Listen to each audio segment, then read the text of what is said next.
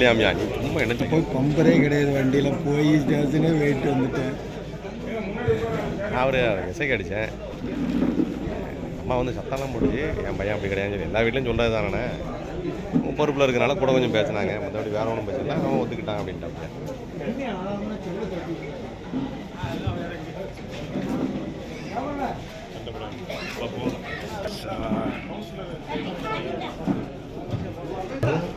வாரம் ஒரு மண்டலத்தில் நடத்தி கொண்டிருக்கிறோம்.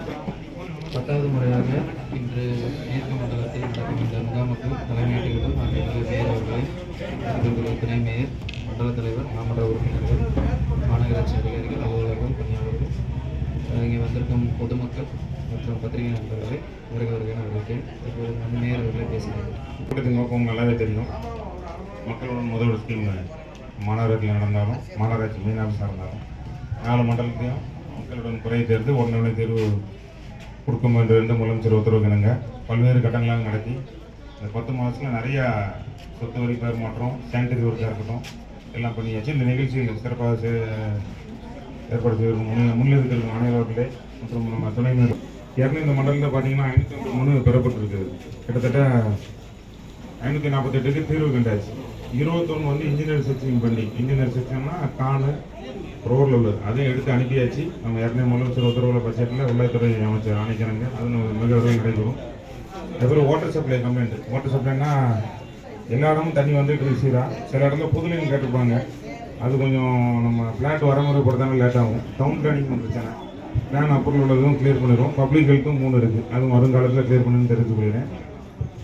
இதுக்கு நல்லா வரவேற்பு இருக்குது. ஏற்கனவே உங்களுக்கு சொன்ன மாதிரி இந்த 10 மாதத்தில் பார்த்தீங்கன்னா கடந்த போன மாதம் இந்த மாதமும் நாட்டு சோன் ஆரம்பிச்சாச்சு. ஒரு 2 மாதமாக ரோடுக்கு உள்ள சாலை வசதிக்காண்டி உள்ள ரிக்வஸ்ட் வந்து கம்மியாக தான் வருது. ஏன்னா இருக்கிற சாலை மொத்தம் 5000 தான்.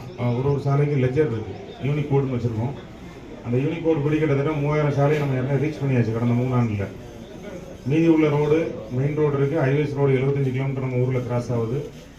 அது போக நம்மளோட சாலை புதியதாக டெவலப் ஆகி வந்துட்டே இருக்குது. பிளாட் போட்டாலும் சரி அந்த இது கனெக்ஷன் பண்ணுறத மக்களிடம் வந்த மனுவெல்லாம் பெற்றாச்சு. அது முன்னுரிமை எடுத்து அனுப்பியாச்சு. அது மிக விரைவில் மே மாதம் இல்லை ஜூன் மாதம் அந்த பணி ஆரம்பித்து தெரிஞ்சு போயிடுறேன். நம்ம செய்ய வேண்டியது என்ன மாநகராட்சிக்கு அப்படிங்கிறது உங்களுக்கும் பங்கு இருக்குது. ஏற்கனவே சொன்ன மாதிரி 206 பார்க் சைட்டு இந்த பகுதியில் என்ன சொல்கிறேன், இதெல்லாம் நிறைய இருக்குது ஏரியா, நிறைய எம்டி லேண்டில் நம்மளோட பார்க் சைட்டு இன்னும் ஃபுல்லாகவும் இருக்குது. நாங்கள் மண்ணை ரெடி பண்ணிகிட்டு இருக்கோம், அது கொண்டு போடுறதுக்கு.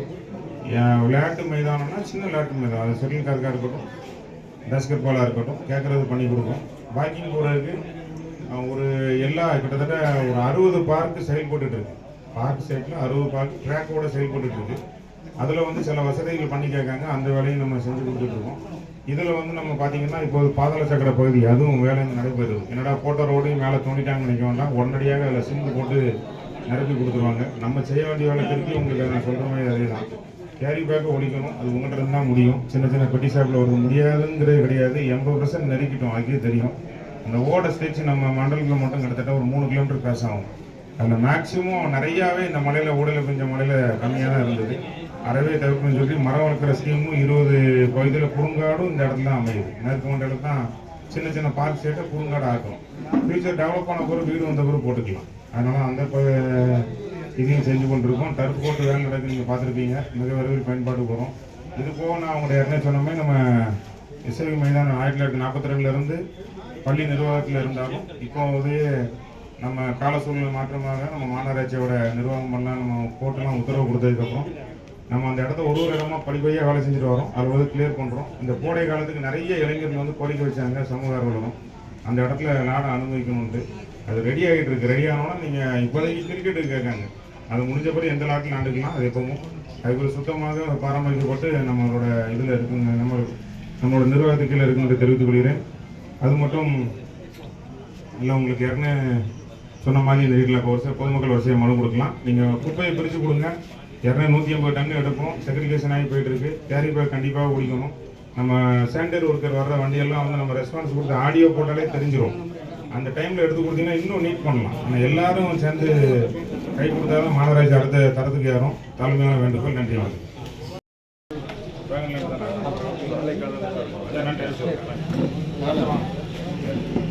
ஒன்று உட்காருங்க.